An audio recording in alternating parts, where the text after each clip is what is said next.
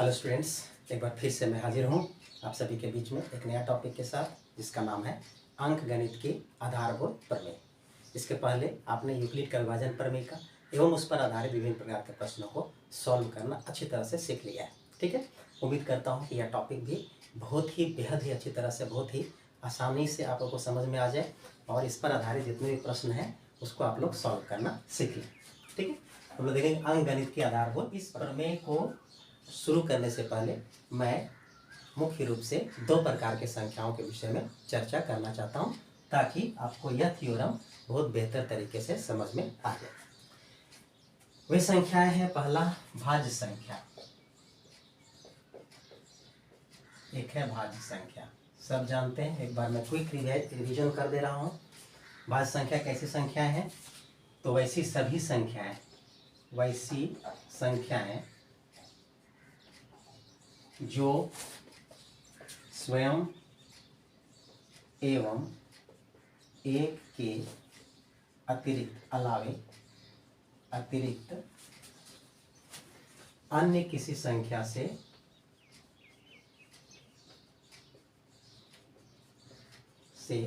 पूर्णतः विभाजित हो जाए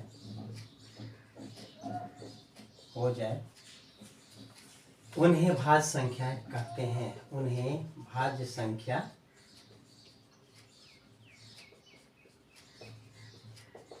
कहते हैं। ठीक है, फॉर एग्जाम्पल जैसे कोई भी संख्या, जैसे मान लिया जाए कि 4। ठीक है, छोटा संख्या लेते हैं तो इस 4 को हम लोग किन किन संख्याओं से काट सकते हैं? पूरा पूरी, 1 से पूरा पूरी कट जाएगा, 4 से पूरा पूरी कट जाएगा, इसके अतिरिक्त 2 से भी पूरा पूरी कट जाएगा। इसका मतलब क्या हुआ? यह भाज्य संख्या है। क्यों? ये स्वयं 1 एवं स्वयं के अतिरिक्त 2 से भी कट रहा है, अर्थात किसी अन्य संख्या से भी कट रहा है, इसीलिए 4 हमारा कैसा संख्या? भाज्य संख्या। ठीक है, नेक्स्ट मान लिया जाए कि 28। इस 28 को कौन कौन संख्या पूरा पूरी विभाजित कर सकता है? 1 कर सकता है, 28 कर सकता है, इसके अतिरिक्त 2 भी कर सकता है, इसके अतिरिक्त 4 भी कर सकता है, 7 चौके 28 होता है, इसके अतिरिक्त 7 भी कर सकता है। ठीक है, यानी कि ये संख्याएं, ये 28 जो है स्वयं मतलब 28 एवं 1 के अतिरिक्त अन्य संख्याओं से भी कट जा रहा है, पूरा पूरी कट जा रहा है, अर्थात शेषफल 0 हो जा रहा है। मतलब ये पूर्णतः विभाजित है, इसलिए 4, 28 इस प्रकार की संख्याएं भाज्य संख्याएं कहलाती हैं। आप लोग बहुत प्रकार के आप लोग बचपन से सीखते आ रहे हैं भाज्य संख्या, अभाज्य संख्या। मैं सिर्फ क्विक रिवीजन कर दे रहा हूँ। 28 हो गया, 14 हुआ, हाँ 15 हुआ, 20 हुआ, इस तरह की संख्याएं सारे भाज्य संख्याएं कहलाती है। ठीक है, हम लोग नेक्स्ट देखेंगे अभाज्य संख्या।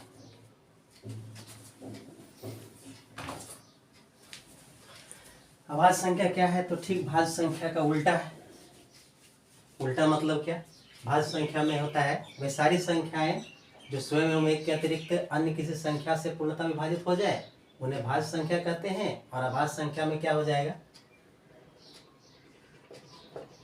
अभाज्य संख्या में हो जाएगा वैसी संख्याएं जो स्वयं एवं 1 के अतिरिक्त किसी अन्य संख्या से पूर्णतः विभाजित नहीं हो पाए, वैसी संख्याओं को अभाज्य संख्या कहते हैं।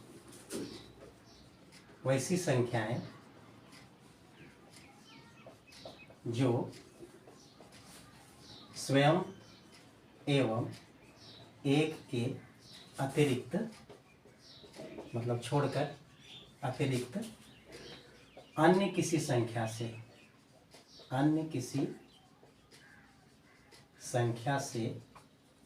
पूर्णतः विभाजित नहीं हो, उन्हें अभाज्य संख्या कहते हैं।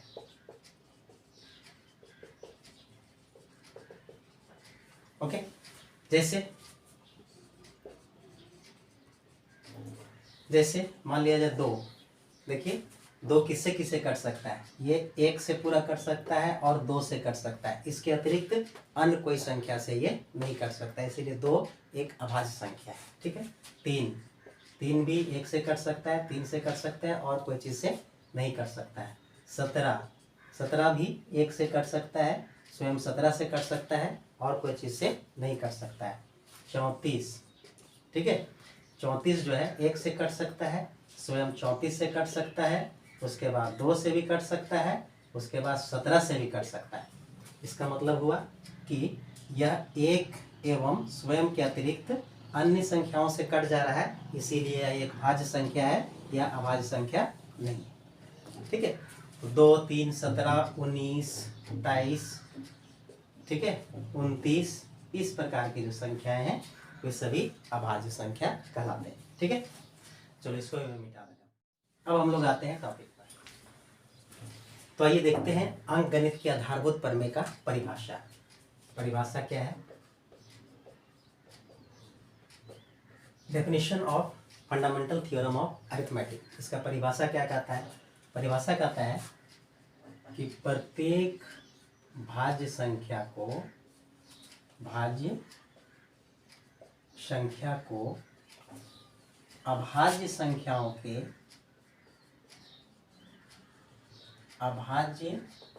संख्याओं के गुणनखंड के रूप में लिखा जा सकता है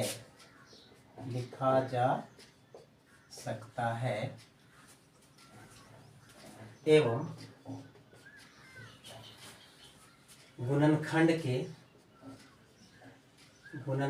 के अभाज्य संख्याएं उनके क्रम के बिना अद्वितीय होता है। यह है परिभाषा अंकगणित के आधारभूत प्रमेय का। ठीक है, इसको हम लोग एक एग्जाम्पल से बहुत बेहतर तरीके से हम लोग समझ जाएंगे कि वास्तव में ये परिभाषा क्या कहता है। ठीक है, आइए देखते हैं यह परिभाषा क्या कहता है। यह परिभाषा कहता है कि प्रत्येक भाज्य संख्या, कोई भी भाज्य संख्या हम लोग ले सकते हैं। जैसे मान लिया जाए कि मैं 28 को लेता हूँ। ठीक है, तो इस 28 को जो है भाज्य संख्या को इसके अभाज्य संख्याओं के गुणनखंड के रूप में लिख सकते हैं। देखते हैं, तो सबसे पहले निकालेंगे इस 28 का अभाज्य गुणनखंड। इसको निकालने के लिए हम लोग इस तरह से रफ करते हैं। ठीक, यहाँ पर हम लोग 2 से 2 एक अभाज्य जितना भी लेंगे यहाँ पर अभाज्य संख्या ही लेंगे। ठीक है, 2 एक अभाज्य संख्या है तो 2 से हम लोग काटेंगे तो 14 बार में कट जाएगा। फिर 2 से 2 सत्ते 14। अब ये 7 भी हमारा अभाज्य आ गया तो इसके आगे का प्रोसेस नहीं जाएगा। इसीलिए हम लोग कह सकते हैं कि 28 का अभाज्य गुणनखंड होगा 2 गुना 2 गुना 7। तो इस 28 को हम लोग लिख सकते हैं 2 गुना 2 गुना 7। ठीक है, अब चलिए यहाँ पर देखिए गुना करके 2 दूनी 4 सत्ते 28 बराबर हुआ। मतलब ये भाज्य संख्या को अभाज्य संख्याओं के गुणनखंड के रूप में हम लोग व्यक्त कर दिए। यहाँ पर देखिए सब अभाज्य संख्या है और सब के बीच में गुना है, इसीलिए गुणनखंड हो गया। ठीक है, मतलब भाज्य संख्या को हम अभाज्य संख्याओं के गुणनखंड के रूप में लिख सकते हैं। भाई ये पहला लाइन, प्रत्येक भाज्य संख्या को अभाज्य संख्याओं के गुणनखंड के रूप में लिखा जा सकता है। क्लियर हो गया पहला लाइन। अब दूसरा लाइन है, क्या कहता है? एवं गुणनखंड के अभाज्य संख्या है, ये गुणनखंड के जितने भी अभाज्य संख्या है उनके क्रम के बिना अद्वितीय रहता है। मतलब इसके क्रम को भी हम लोग चेंज कर देंगे तो भी रिजल्ट में कोई अंतर नहीं आएगा। जैसे यहाँ 2 गुने 2 गुने 7 है, अगर हम 7 गुना 2 कर दें तो भी रिजल्ट 28 आएगा। ठीक है, या हम लोग अगर 2 गुना 7 गुने 2 कर दे तो भी रिजल्ट 28 आएगा। इसका मतलब इसके क्रम का कोई प्रभाव नहीं पड़ता है। क्रम चाहे कुछ भी हो, पहले 2 को दे, उसके बाद 2 को दे, फिर 7 को दे, या 7 को दे फिर 2 को, फिर 2 को, जो भी मतलब इस क्रम को चाहे जिस क्रम में इसको रखें हमारा रिजल्ट 28 आएगा। इसको बोलते हैं हम लोग क्रम के बिना ये अद्वितीय रहता है। तो क्या अद्वितीय रहता है?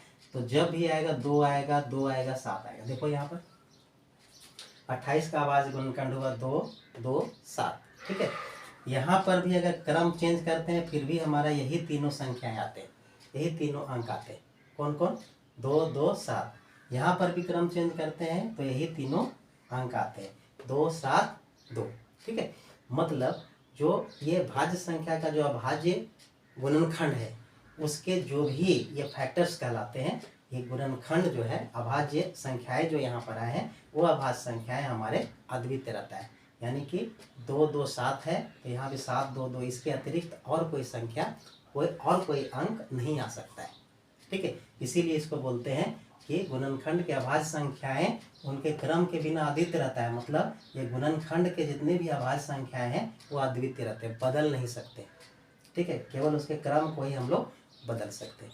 ठीक है, एक और एग्जांपल देखते हैं।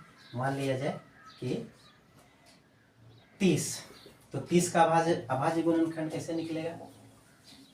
30 का अभाज्य गुणनखंड उसी तरह निकालिए। 2 से 15 बार में, 3 से 3 5 15, तो 30 को हम लोग लिख सकते हैं 2 गुना 3 गुना 5। ठीक है, या इसके क्रम को अगर चेंज कर सकते हैं कोई दिक्कत नहीं है, तो 2 गुना 5 गुना 3 करेंगे फिर भी 30 आएगा। या पहले 5 लिख दे, फिर 2 लिख दे, फिर 3 लिख दे, यानी क्रम को हम लोग चेंज कर सकते हैं। लेकिन जो इसमें अभाज्य संख्याएं हैं वो कभी नहीं बदल रहे हैं। यानी अभाज्य संख्याएं जो फर्स्ट में आया था वही सेकेंड में भी है और वही थर्ड में भी है, इसके अतिरिक्त कोई और संख्या नहीं आ सकता है। इसी को बोलते हैं कि इसके गुणनखंड के अभाज्य संख्याएं जो हैं, इस गुणनखंड के अभाज्य संख्याएं हैं वे अपने क्रम के बिना अद्वितीय रहता है। यानी कि यह चेंज नहीं हो सकता है लेकिन क्रम बदल सकता है। ठीक है, तो उम्मीद करता हूँ ये समझ में आ गया आपको बेहतर तरीके से परिभाषा का मतलब क्या हुआ। ठीक है, अब हम लोग देखेंगे सीधे अंकगणित के आधारभूत प्रमेय का जो एप्लीकेशन मतलब उसका हम लोग प्रयोग हम लोग किस समस्या को हल करने में करते हैं। ठीक है, किस प्रकार के प्रॉब्लम सॉल्व करने में हम लोग ये अंकगणित का आधारभूत प्रमेय का उपयोग करते हैं, उस पर हम लोग प्रश्न देखेंगे। ठीक है, इसको मैं मिटा रहा हूँ, देख लो, इसको नोट कर लेना। एक क्वेश्चन में लिख रहा हूँ कि अंकगणित की आधारभूत प्रमेय के मदद से with the help of fundamental theorem of arithmetic, प्रमेय के मदद से कोई भी दो संख्या हम अपने से ले रहे हैं, 18 एवं 16 करता है, 18 एवं 16 का HCF मतलब महत्तम समापवर्तक एवं LCM मतलब लघुत्तम समापवर्तक ज्ञात करें। एक ट्रेडिशनल मेथड जो आप जानते हैं पहले से, वो तो जानते ही हैं, लेकिन आज हम लोग सीखेंगे HCF और LCM निकालना। किसके मदद से? तो इस प्रमेय के मदद से। ठीक है, जो प्रमेय कहता है कि प्रत्येक भाज्य संख्या को उसके अभाज्य संख्याओं के गुणनखंड के रूप में व्यक्त कर सकते हैं, लिख सकते हैं। ठीक है, चलिए आइए इसको हम लोग कैसे हल करते हैं। बेहद आसान है, एकदम 2 लाइन में बन जाएगा ये। हम लोग क्या करेंगे, सबसे पहले ये दोनों जो जितने भी संख्या, 2 भी रह सकता है, 3 भी रह सकता है, नो मैटर। ठीक है, जितना संख्या दिया रहेगा उसका हम लोग HCF और LCM चुटकियों में हम लोग निकाल देंगे। कैसे, उसको देखते हैं। तो सबसे पहले देखते हैं 18। तो 18 जो दिया हुआ है, चाहे 16, कोई भी अंक को ले सकते हैं।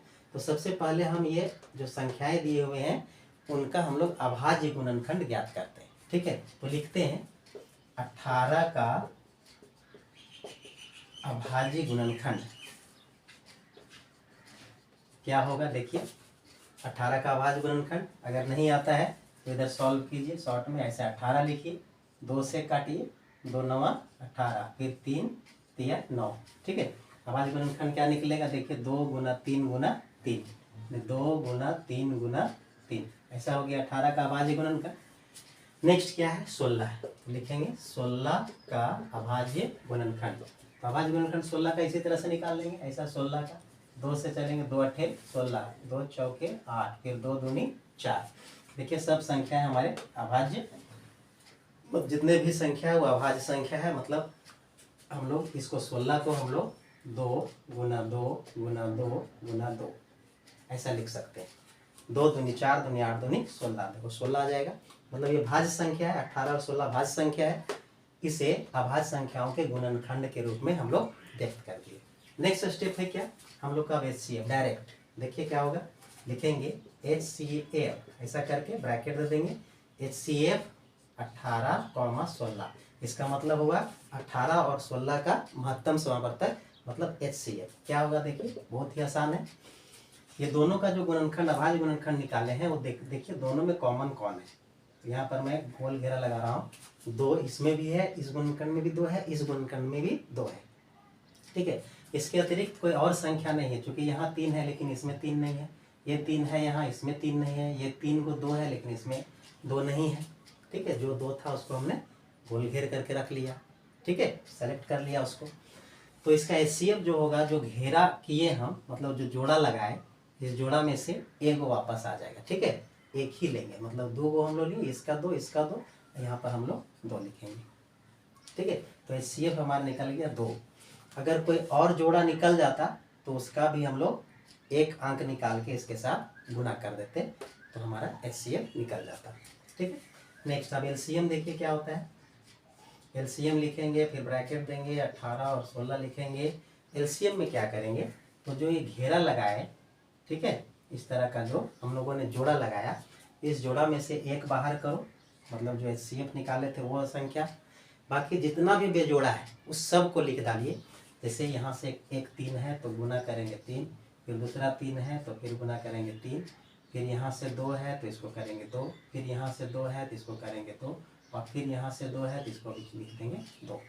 मतलब 3 को 2 लिख दिए, 1 2 3, और 2 को 3, 2 को 3 लिख दिए। ठीक है, इसको गुना करेंगे, देखिए गुना करके, तो 3 6, ठीक है, 2 3 6, 3 18, 18 दूनी 36, 36 दूना 72, दूना हो जाएगा 144। इसका मतलब 18 और 16 का जो हमारा LCM निकला वो 144 निकला, और HCF जो निकलेगा क्या निकलेगा, 2 निकलेगा।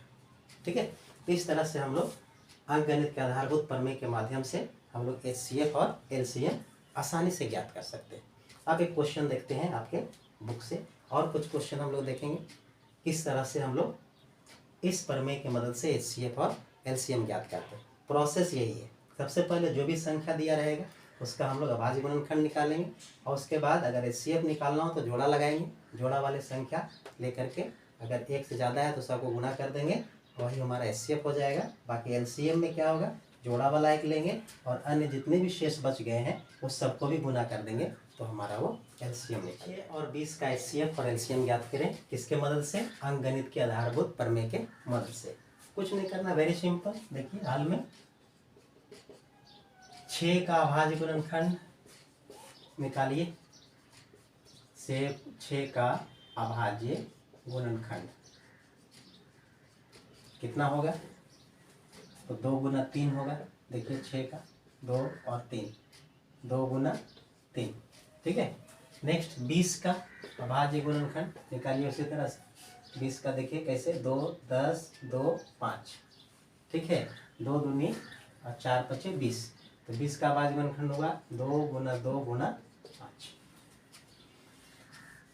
ठीक है, अब हम लोग को HCF, इसीलिए HCF किसका किसका, 6 और 20 का क्या होगा बताइए। इसको जोड़ा लगाते हैं, इस तरह जोड़ा लगा दिए, और कोई जोड़ा नहीं लग सकता है, इसीलिए इस जोड़ा में 2 है तो 2 को निकाल दिए यहाँ पर। HCF हमारा 2 आ गया, और LCM हमारा कितना आएगा देखिए 6 और 20 का।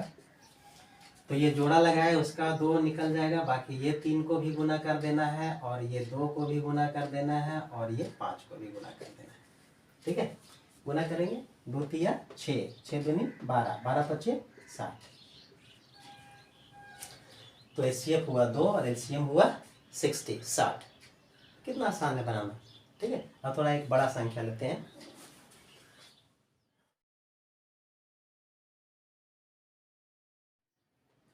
छियानवे एवं 404 का अंकगणित के आधारभूत प्रमेय की मदद से 96 एवं 404 का HCF एवं LCM ज्ञात करें। ठीक है, बहुत आसान है, स्टेप वही है।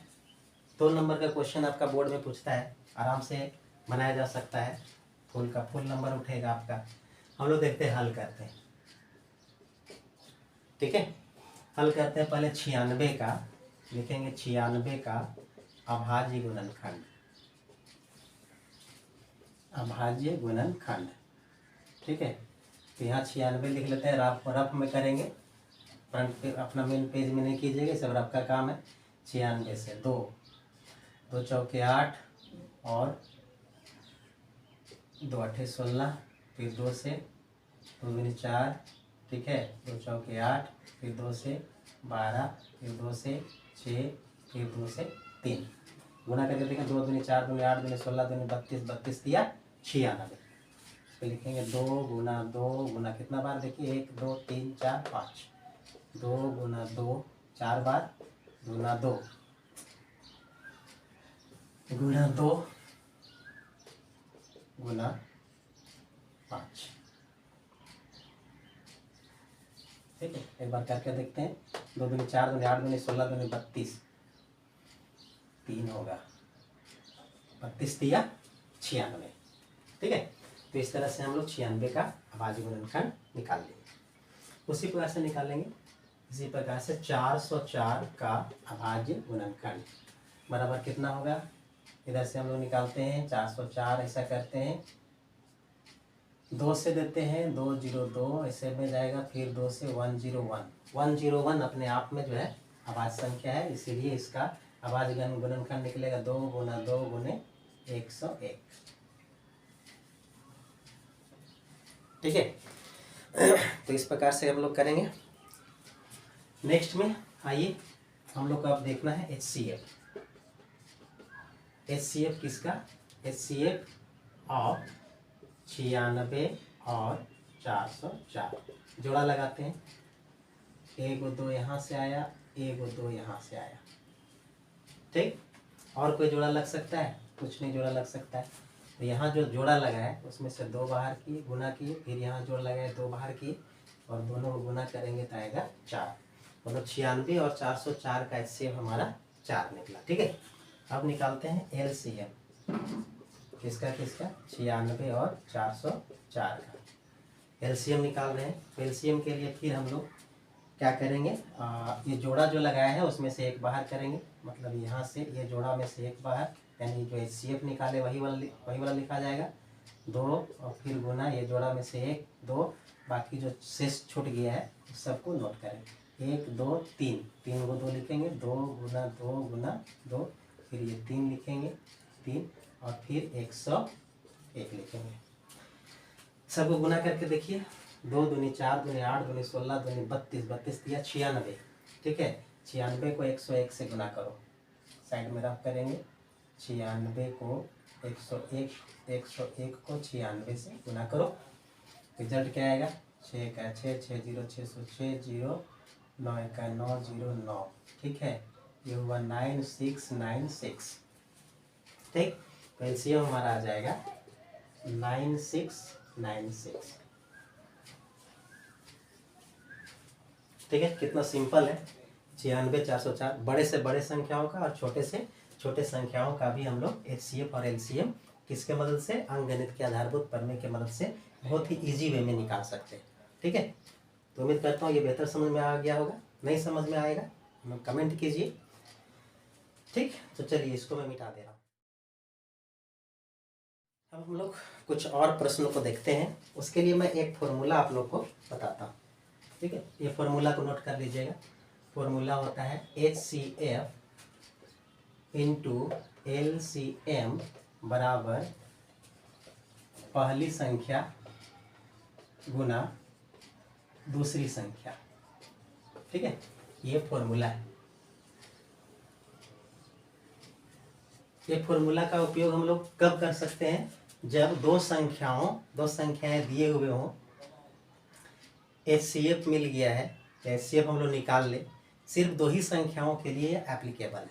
ठीक है, 3 संख्याओं के लिए नहीं। ठीक है, तो हम लोग देखेंगे कि इस सूत्र का इस्तेमाल हम लोग कैसे करते हैं।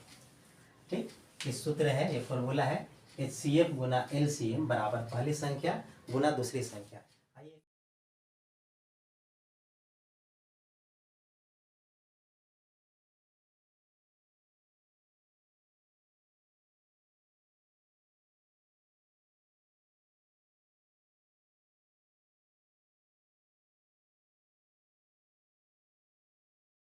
दो संख्याओं का HCF 4 दिया हुआ, HCF दिया हुआ है।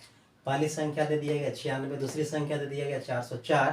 तो क्या निकालना है, LCM। तब अगर इस तरह के सवाल रहेंगे तब हम लोग को अभाज्य गुणनखंड कहीं निकालने की जरूरत नहीं है, डायरेक्ट ये फॉर्मूला हम लोग आएंगे। ठीक है, याद रखना है HCF गुना LCM बराबर पहली संख्या गुना दूसरी संख्या। देखिए इसको सॉल्व करते हैं, बेहद आसान है। क्या क्या दिया गया है तो जो दिया गया उसको सबसे पहले आप लोग लिख लीजिए।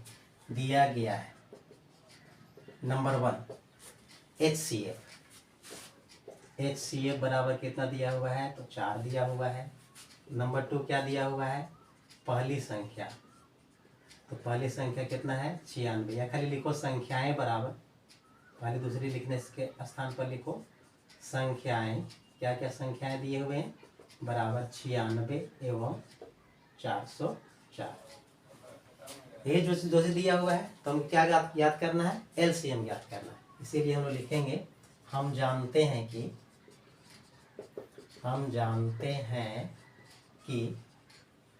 क्या जानते हैं भाई कि HCF गुना LCM बराबर पहली संख्या गुना दूसरी संख्या। ये फॉर्मूला है, लिख दिया। यहाँ से करते हैं या HCF दिया हुआ है तो HCF हम 4 ले देते हैं, या 4 गुना LCM निकालना है तो लिख देते हैं LCM अपने जगह पर। पहली संख्या कितना है भाई तो 96 है, और दूसरी संख्या कितना है तो 404, गुना कर देते हैं। इसलिए यहाँ से LCM से निकालेंगे तो यहाँ गुना है, उधर जाके भाग लग जाएगा। इसीलिए LCM बराबर 96 गुने 404 बटा 4। 4 से भाग दे दिए, 4 से काटिए इसको तो हो जाएगा 101। ठीक है, अब हम लोग 96 और 101 को गुना करेंगे तो पुनः जो है 9696 ही आएगा। कैसे देखो 101 और 96 तो 6 का 6 6 0 0 6 का 6, फिर 9 1 का 9 9 0 0 9 1 का 9 करेंगे तो 9696 LCM हमारा 9696। आपने देखा होगा ये प्रश्न मैंने उठाया है ठीक इसके पहले वाले क्वेश्चन से। ठीक है, तो उसमें आपने देखा था कि दो संख्या, एक संख्या 404 दिया हुआ 96 दिया है तो उसका HCF आपने 4 निकाला था और LCM 9696 निकाला था। एग्जैक्ट इस तरह से हम लोग इस सूत्र के सहायता से इसको हम लोग अप्लाई करके इस तरह के प्रश्नों को हम लोग इजीली सॉल्व कर सकते हैं। कभी कभी क्या दिया रहेगा, अगर HCF की जगह पर LCM दे दे तो कोई बात नहीं है, LCM का मान रखेंगे, HCF यहाँ से निकालेंगे, फिर उधर हम लोग कैलकुलेशन करेंगे, रिजल्ट हमारा हो जाएगा। मतलब ये देखो HCF LCM पहली संख्या दूसरी संख्या में कोई भी अगर 3 का मान हमें प्राप्त हो तो चौथा का मान हम लोग आराम से निकाल सकते हैं। जैसे अगर HCF दे दिया रहे, LCM दे दिया रहे, एक संख्या दे दिया जाए और कहेगा कि दूसरी संख्या ज्ञात करो, आराम से हम लोग इस सूत्र की मदद से निकाल सकते हैं। ठीक है, तो इसको मैं मिटा रहा हूँ। अगर कहीं समझने में परेशानी होगी कमेंट कीजिए, मैं पुनः फिर से वीडियो बना करके प्रेषित कर दूंगा। ठीक है, इसको मैं मिटा रहा हूँ। इस तरह से हम लोग जो है अभी हमने 2 तरह के प्रश्न बनाने के लिए सीखा है अंकगणित के आधारभूत प्रमेय से। एक तीसरा प्रकार का, तीसरा पैटर्न का भी प्रश्न हम लोग देखेंगे। हम लोग देखते हैं उस तीसरे पैटर्न को क्या कहता है। तीसरा पैटर्न जो है वो कहेगा, बहुत ही इम्पोर्टेंट है, आने वाले एग्जाम्स में हो सकता है इस तरह के प्रश्न पूछेगा। जांच कीजिए कि संख्या 4 पर पावर n, जहां n कोई प्राकृतिक संख्या, जांच कीजिए कि क्या n का कोई ऐसा मान है, जांच कीजिए कि क्या n का कोई ऐसा मान है जिसके लिए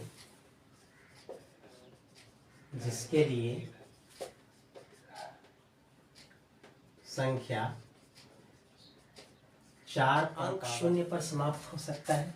4 पर पावर n अंक 0 पर समाप्त हो, जहां n कोई प्राकृतिक संख्या। ये क्वेश्चन है, जांच करना है कि क्या n का कोई ऐसा मान है जिसके लिए संख्या 4 पर पावर n अंक शून्य पर समाप्त हो, जहां n कोई प्राकृत संख्या है, इस तरह का प्रश्न। इसका मतलब क्या हुआ कि 4 पर पावर n को जब हम लोग पूरा सॉल्व करेंगे, जब n जो है प्राकृत संख्या है, तो इस n को जो है, n का मान, जितने भी प्राकृत संख्या कहाँ से शुरू होता है, तो 1 से शुरू होता है। गिनती के संख्याओं को प्राकृत संख्या कहते हैं, ठीक है। तो एक एक मान रख करके हम लोग देखेंगे और समझने का प्रयास करेंगे कि क्या इसका वैल्यू जो है, n का पावर जैसे 1 रख दिए तो कितना आएगा, 2 रख दिए तो कितना आएगा। तो कोई भी n का ऐसा कोई भी मान होगा जिसके लिए इसका जो हमारा मान है 4 पर पावर n का मान अंक शून्य पर समाप्त हो सके, ठीक है। तो इसको हम लोग को जांच करके बताना है, बेहद ही आसान है। देखो 2 से 4 लाइन में बन जाएगा। हमको जांच कर प्रश्न से जो है दिया गया है, n एक क्या है, प्राकृत संख्या। प्रश्न से n कोई प्राकृत संख्या है, और प्राकृत संख्या मतलब क्या होता है, अर्थात n बराबर 1 2 3, गिनती के संख्याओं को प्राकृत संख्या कहते हैं। गिनती हम लोग 1 से करते हैं, n का मान क्या होता है, 1 2 3 4 5 6 7, इस तरह से लेकर के अनंत तक। मतलब n का मान इन अंकों में से कोई भी अंक हो सकता है, ठीक है। अगर n का मान मतलब 4 का घात जो है, अगर इन अंकों में से कोई ऐसा अंक होगा जिसके लिए इसका 4 पर पावर n का मान का जो लास्ट यानी इकाई यूनिट संख्या जो है वो 0 पर समाप्त हो जाए, ठीक है। तो हम लोग देखेंगे, तो हम लोग लिख दिए प्रश्न से n कोई प्राकृत संख्या है, अर्थात n बराबर 1 2 3 4 5 6, अनंत में कोई भी हो सकता है, कोई भी मान हो सकता है n का मान, ठीक है। हम लोग देखेंगे अब यदि n का मान हम 1 ले लेते हैं, तो 4 पर पावर n जो संख्या है, 4 पर पावर n, तो हम लोग क्या कहते हैं, 4 पर पावर n बराबर 4 पर पावर n का मान अभी हमने 1 लिया है, तो n 4 पर पावर 1 कर दिए, मतलब ये हो गया 4 का पावर 1 मतलब 4। अब इसका अभाज्य गुणनखंड निकालेंगे, तो ऑब्वियसली 2 गुना 2 निकलेगा, ठीक है। नेक्स्ट, यदि n का मान 2 लेते हैं, तो 4 पर पावर n बराबर 4 का पावर 2, मतलब ये 4 2 गुना 2 बार आएगा, 4 2 बार आया। इसका मतलब इसको फिर से अभाज्य गुणनखंड निकालेंगे, एक 4 का 2 गुना 2, दूसरा 4 का 2 गुना 2, ठीक है। इस प्रकार से, इसी प्रकार यदि n बराबर 3 लेते हैं, तो 4 पर पावर n बराबर 4 पर पावर 3 बराबर 4 गुने 4 गुने 4 बराबर, अब चारों ये 4 4 4 का सबका अभाज्य गुणनखंड निकालते हैं, 2 गुना 2, फिर इस 4 के लिए 2 गुना 2, फिर तीसरा 4 के लिए 2 गुना 2, ये अभाज्य गुणनखंड निकाल दिए। इस तरह से हम लोग n का मान कुछ भी ले लें, तो जितना भी उसका गुणनखंड निकलेगा 2 गुना 2 गुना 2 गुना 2 गुना, इस तरह से निकलते जाएंगे, ठीक है। अगर 100 भी ले लेंगे तो भी हमारा 2 गुना 2 कितना बढ़ जाएगा, 100 बढ़ जाएगा। मतलब इस प्रकार से कहीं भी कहीं तक चले जाए तो 4 का पावर n का मान 2 गुने 2 गुने 2 गुने इसी तरह के रूप में हमेशा आएगा। अब ध्यान दीजिए, अगर ये 2 दूना करते हैं तो 4 आता है, इसको 4 चौके करते 16, यहाँ 4 आता है तो 4 मतलब क्या, 4 मतलब यूनिट स्थान पर 4 आया, ये 0 नहीं है, मतलब 0 पर समाप्त नहीं होगा। ये 4 चौके 16 अगर करेंगे तो इसका यूनिट स्थान पे, इकाई स्थान पर 6 है, इसका मतलब ये भी 0 पर समाप्त नहीं हुआ।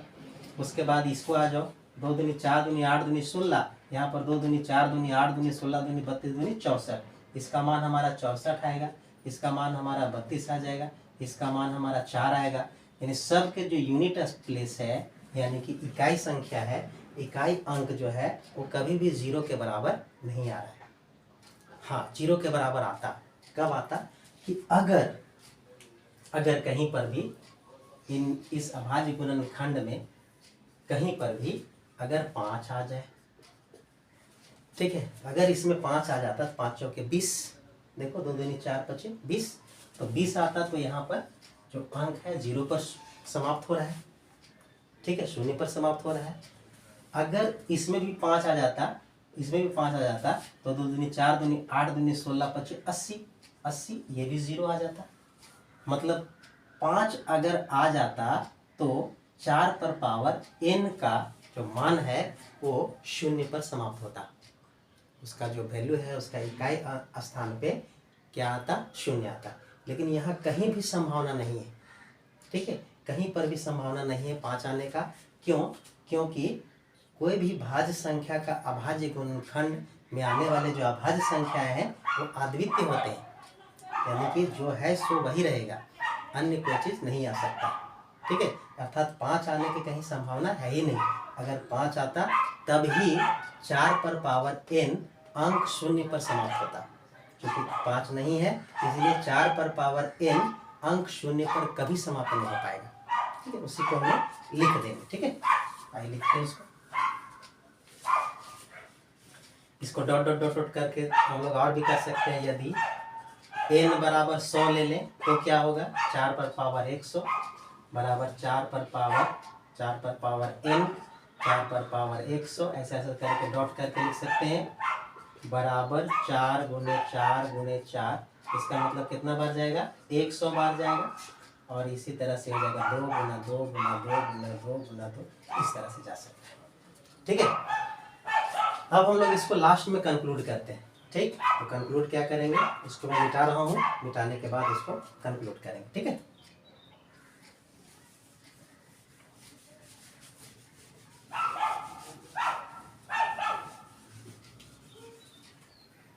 क्या लिखेंगे, लिखेंगे चूंकि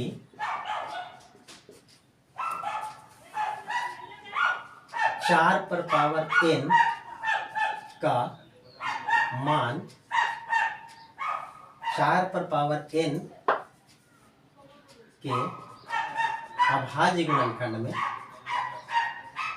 अभाज्य गुणनखंड में कहीं भी 5 अंक 5 लिखो, कहीं भी अंक 5 आना संभव नहीं है। अतः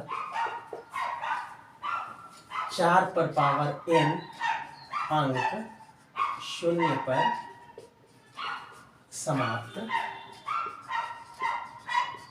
नहीं हो सकता, नहीं हो सकता है। यही आंसर हो गया, ठीक है। क्योंकि हम लोग जब भी देख रहे हैं 4 पर पावर n का जो अभाज्य गुणनखंड है उसमें सिर्फ 2 गुना 2 गुना 2 इसी तरह आ रहा है, कहीं पर भी 5 आने की संभावना नहीं है। इसीलिए जब 5 नहीं आएगा तो कभी भी वो 0 पर समाप्त नहीं होगा। तो इस तरह से आज मैं यहीं पे समाप्त करता हूँ। नेक्स्ट क्लास जो है हम लोग और 1-2 क्वेश्चन और देखेंगे, फिर इस चैप्टर को हम लोग कंक्लूड करेंगे। Thank you.